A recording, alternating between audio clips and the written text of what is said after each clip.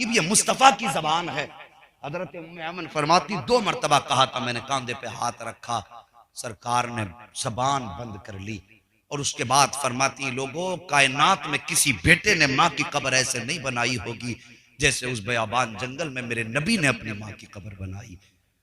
فرماتی ہیں میرے سرکار چھوٹے چھوٹے ہاتھوں سے پتھر اٹھا کے لے کے جاتے تھے، ماں کی قبر انور پہ رکھتے تھے، کہتی پتھر بعد میں آتا تھا، نبی کے آنسو ماں کی قبر پہ پہلے ٹپک جاتے تھے۔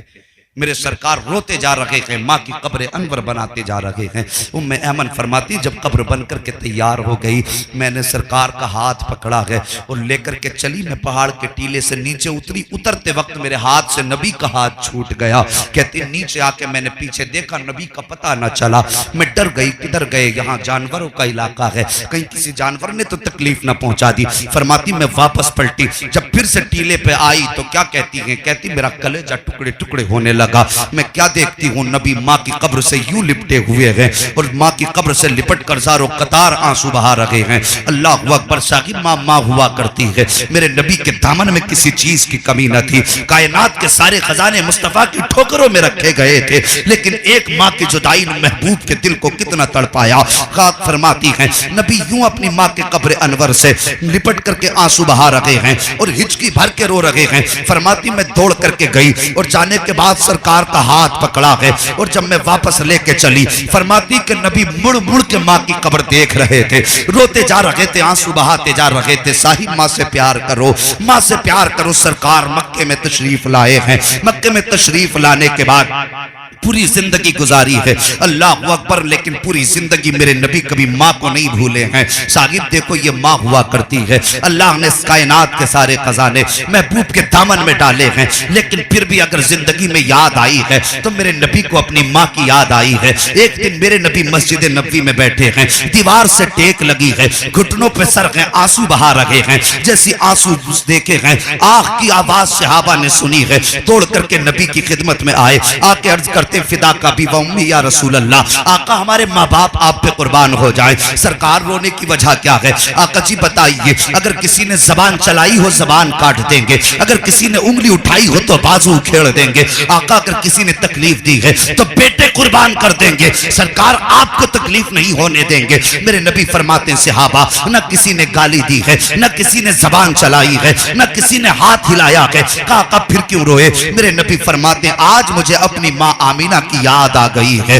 اللہ اکبر، اتنا سننا تھا، صحابہ تڑپ جاتے ہیں، کہتے آقا آج بھی ماں کی یاد آتی ہے۔ اور شاگرد کبھی 70 سال کے بوڑھے کے کندھے پہ ہاتھ رکھ کے پوچھنا کیا تمہیں آج بھی ماں کی یاد آتی ہے؟ اور اس کے بعد پھر اس کی آنکھوں میں جھانک کے دیکھنا، خدا کی قسم عمر 70 ہو کے 80 ہو، جب اس کی آنکھوں میں جھانک کے دیکھو گے، ایک بار ماں کا سوال اس سے کرو گے تو اس کی آنکھوں کے آنسو بتائیں گے کہ ابھی کل کی بات ہے کہ ماں دروازے پہ کھڑے ہو کے آواز دیتی تھی، جب دیر ہو جاتی تھی ماں گلیوں میں نکل جایا کرتی تھی، اگر میں دیر سے آتا تھا تو محلے والوں سے کہا کرتی تھی میرا بیٹا دیکھا ہو تو بتاؤ۔ اب کون پوچھے گا ہم سے؟ اب کون پتہ لے گا ہمارا؟ جب سے ماں گئی ہے کسی نے آج تک دیر سے آنے کا سبب نہ پوچھا، ہمارے دیر سے آنے کا پتہ نہیں پوچھا، آج تک کسی نے محلے والے سے ہمارے بارے میں خبر نہیں پوچھی۔ وہ تو ماں تھی، جب دیر ہو جاتی تھی تو ہم سے پوچھا کرتی تھی۔ صاحب یہ ماں ہوا کرتی ہے۔ میرے سرکار فرماتے ہیں ہاں صحابہ آج بھی مجھے ماں کی یاد آتی ہے۔ اور جوانوں میرے نبی کی بات دھیان سے سننا، صحابہ کہتے ہیں آقا کیسے؟ آقا کریم فرماتے ہیں کاش آج میری ماں زندہ ہوتی، ماں نے اس وقت مجھے دیکھا جب میرے بچپن کا زمانہ تھا، میرا دل چاہتا ہے کاش آج میری ماں ہوتی، وہ مکان کے اندر ہوتی، میں مسجد نبوی کے مصلی پہ ہوتا، عشاء کی نماز پڑھاتا ہوتا، قرآن کی تلاوت کرتا ہوتا۔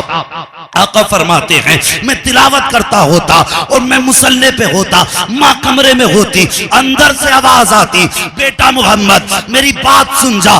آقا فرماتے صحابہ اگر اتنی آواز آ جاتی تو نماز توڑ دیتا، مصلی چھوڑ دیتا، مسجد سے دوڑ لگاتا، ماں کی خدمت میں چلا جاتا۔